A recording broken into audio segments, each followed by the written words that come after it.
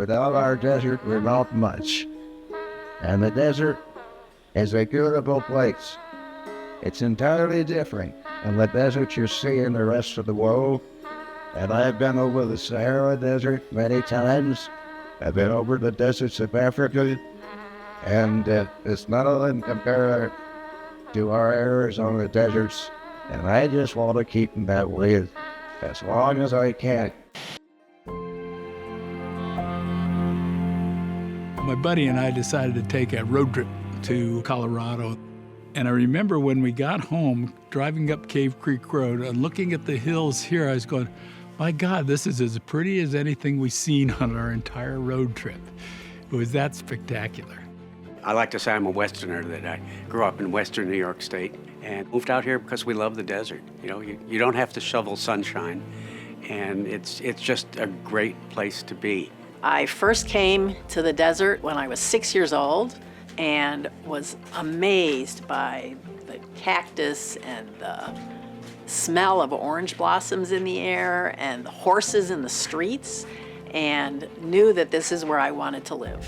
Well, I grew up in New York, and the sky is so different in Arizona.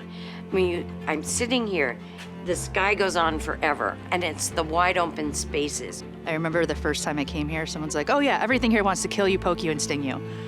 That's true, but once you get past all the harshness and hardness of the desert, you start to see its beautiful underbelly. You can hike not that far away, and you don't see any houses, and you don't hear any people, and you hear the birds. And that's very good for the soul. Arizona is the only place in the world that has Sonoran Desert. No matter what John Wayne and the cowboys tell you about Texas, we so need to protect it. It's not going to come back once it goes away. The Growing Smarter Commission is seeking feedback this week on a number of ideas to handle growth. One of the most far-reaching suggestions deals with the state's trust land. State land tracts are some of the biggest parcels that the land developers buy up, and they develop them densely. They need to go out and see what they have on the land, see what condition it's in, and see which of these land would never be developed upon. We became very conscious of the fact that Phoenix was moving in our direction. In the late 1980s, early 1990s, huge developments were just starting. Golf courses going in a number of areas, bringing in a lot of very nice people, but taking a lot of the habitat that was here in the open space. Understanding that growth happens, but growth doesn't have to be unrestrained. Nature, economics, none of it is constant. It's always going to evolve, but will it evolve in the way that make us comfortable and that will make our lives better? Not financially better, but better in terms of the quality of our lives. Our goal is to acquire, hold, and manage open space areas surrounding us to ensure they remain forever untouched. At this time, I would like to introduce the founding father of the Desert Foothills Land Trust, our president and my mentor, Jack House-Connect. Jack House-Connect started a land trust on the East Coast, and he came out here and saw the riparian areas and knew that we were losing land. Jack came around with the whole concept of a land trust. I said, what's a land trust? And there began a story. Jack was a force of nature. He was in his 80s when I met him. And he called us every day for a year saying, this is what we need to do. This is how you really do protect the desert. You didn't really say no to Jack House-Connect. You could kind of hide from him, but that was about it. He was a marketing guy. He was a sales guy. And he sold us on a land trust. In the beginning years, we were just a bunch of people with an idea, and we kind of learned as we went. We didn't have very much money, and we'd have meetings wherever we could find a location. Jack was rounding people up and got a great core group of people who could come out and be on the land and sort of take note of its resources and then work to protect them. I don't think we'd ever really thought we could actually acquire property and keep it preserved. Mark Hazelton.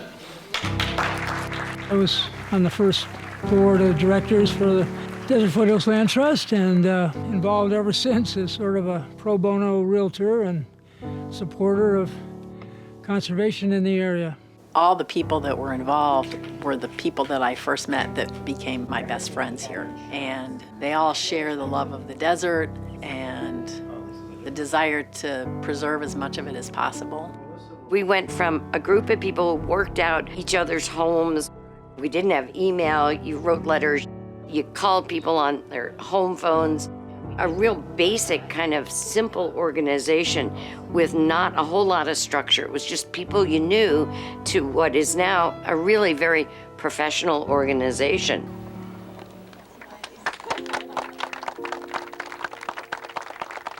One of the first efforts that we were anxious to do was to protect the area around the cave for which Cave Creek is named. We have protected the cave, riparian habitat associated with it, and forever, future generations will be able to enjoy this.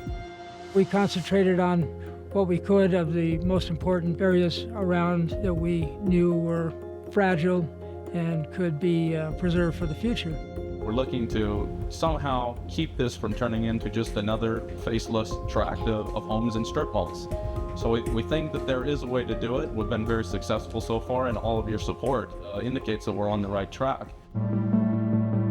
We got involved with the effort to protect the 2,100 acres at Spurcross Ranch, which was for sale, and in fact was under contract at that time in the late 1990s for a golf course and 750 homes. But along the way, the Desert Foothills Land Trust was able to protect what's called the jewel of the creek. That's 25 acres. The jewel has birds that you don't see in other places, running water that you can hear. We preserved the areas that had water because water is so special, so wonderful in the desert. It's magical. Together with community groups and activists, we got involved with trying to protect Spurcross, which is now one of the wonderful parks in the Maricopa County system. Urban sprawl roadblock. Governor Fife Symington signed the Arizona Preserve Initiative today. The most significant thing about the Arizona Preserve Initiative is, so if you look around and like what you see, you know that you now have the power to keep it that way. I think that we must continue our efforts to look towards the future, because the future is that our children and our grandchildren can see areas like this, can have Spurcross as a park, as a recreation area, and as a place for their children.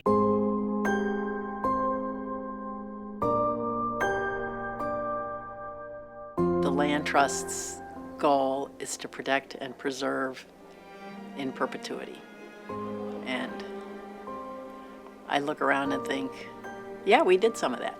If Jack House Connect hadn't showed up, I don't think the organization would have started or been able to protect the things we were able to protect. The people that had the forethought to start this land trust, to be able to make such big, heavy lifts like protecting Spurcross and the Jewel of the Creek as volunteers, I mean, that is an amazing feat. We can't stop. We've got to keep it going. And we've got to preserve what we have so that they're not spoiled for future generations. Keep that love protect you. Keep it forever in your hearts and forever in your minds, so that your children, your grandchildren can enjoy what you and I have been privileged to enjoy, life on the desert.